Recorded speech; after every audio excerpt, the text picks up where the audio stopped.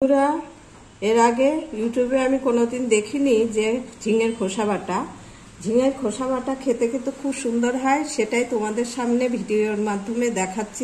এটাকে আমি সিদ্ধ করে নিয়েছি, 80% মতো সিদ্ধ হয়েছে। এইবার দেখো বন্ধুরা, এবার তেলটা দিলাম, শুকনো লঙ্কা, কালো জিরে আর কাঁচা লঙ্কা দিয়ে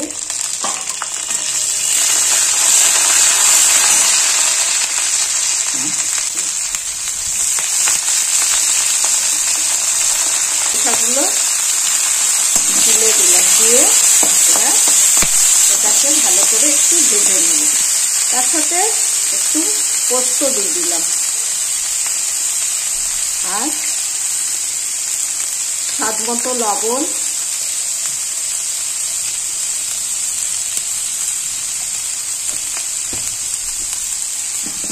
হলুদ দিয়ে এটাকে একটু ভেজে নেব। এরকম বন্ধুরা হয়ে গেছে কেমন। এবার আমি এটাকে শিলনোড়ায় বেটে নেব।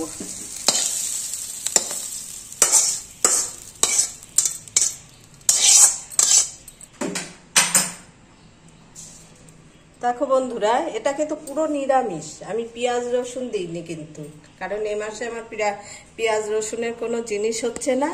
এটাকে আমি কেমন ভাবে বেটে নিচ্ছি দেখো।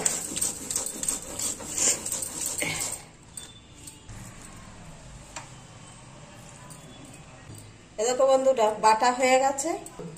এই দেখো, দেখেছ বেটেছি।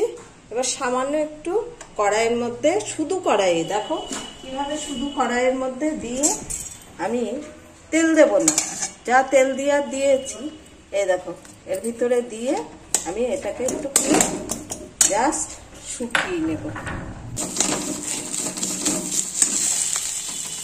এটা হয়ে গেছে, আর বেশি শুকাবো না। এবার নামিয়ে ফেললাম দেখো।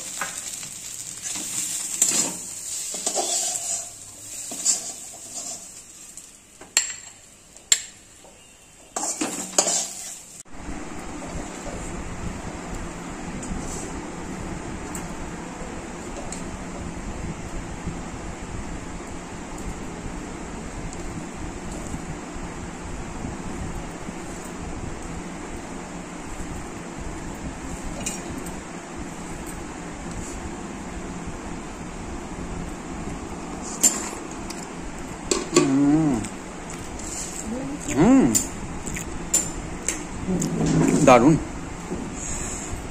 দারুন দারুন দারুন। আহা, লবণ একদম সব কটা পারফেক্ট, ঠিক আছে।